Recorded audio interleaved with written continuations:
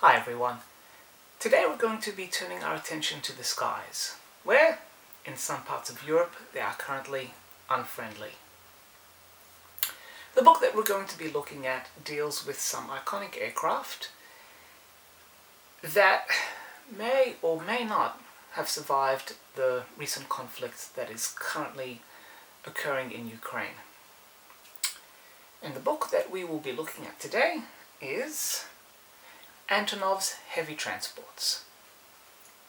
This book was recently republished in a new edition, in a much more expanded hardcover version, which would have more color profiles and far more color illustrations, and of course update the story of Antonov up until at least 2020. Antonov is one of the key aircraft manufacturers of the former Soviet Union, and certainly Ukraine's pride and joy. Their products have been seen all around the world, and let's not beat around the bush. Everyone's favorite aircraft is their gigantic one-off Antonov 2225 Mriya. Also translates to the dream. The book that we are looking at specifically today belongs to a series known as the Red Star, and this collection of volumes dealt with aircraft from the former Soviet Union. So you've got titles such as the Mishashayev M4, you've got the Migoyan Pistons, you've got the Antonov II, you've also got the Mil-8s, and even some Sukhois. The volume continues on. There's one on the Tupolev 4, and I can go on and on and on. I have an entire shelf full of these volumes. But this particular book deals with, as you can see, the Antonov A-22 Anti, the Ruslan, Antonov 124, Mriya, Antonov 225, and the latest of the bunch, the Antonov 70. This volume dates from 2004, and a fair amount has changed since then, which is why the second volume is a far more expanded work with more colored profiles and certainly more updated information about each aircraft and color photos. This book has a color section tucked away at the back, which I will display for you. But most of these photos tend to date from either the Soviet era or from the early 2000s.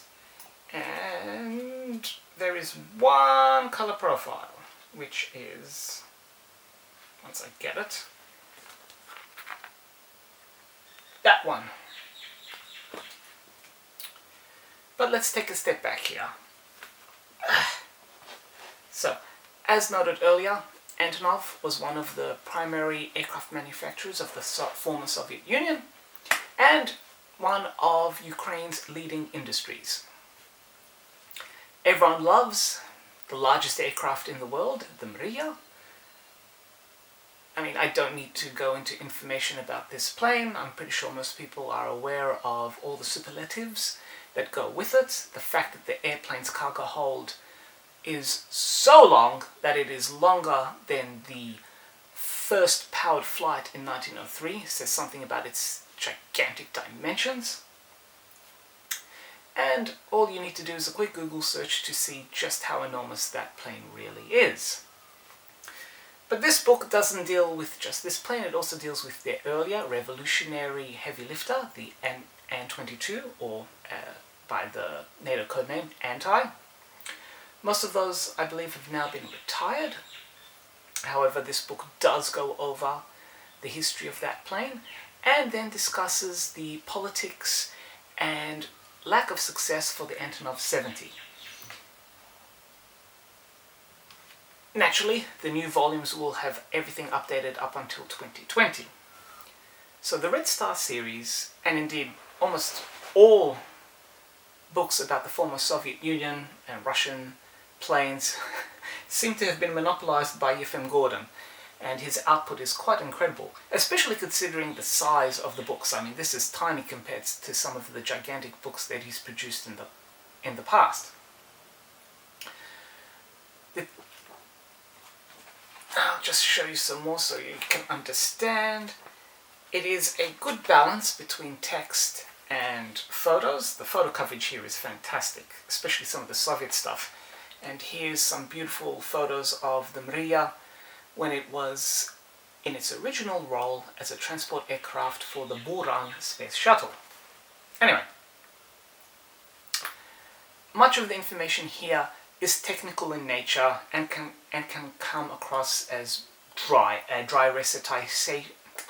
Let's try that again. Much of the information in here can come across as dry because it is purely fact-based. There's dimensions, sizes, distances, fuel consumptions. It can come across as a recitation, there we go, of facts.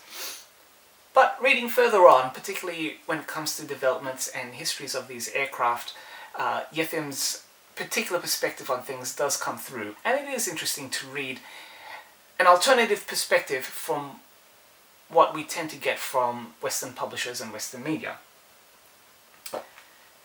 This is a wonderful book to check out.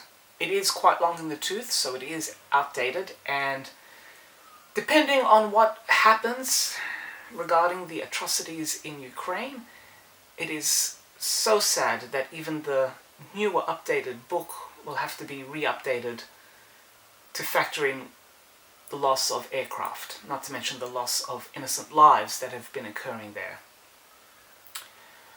But in terms of books, should the newer edition be out of your price range, there is nothing stopping you from going forward and checking out this volume.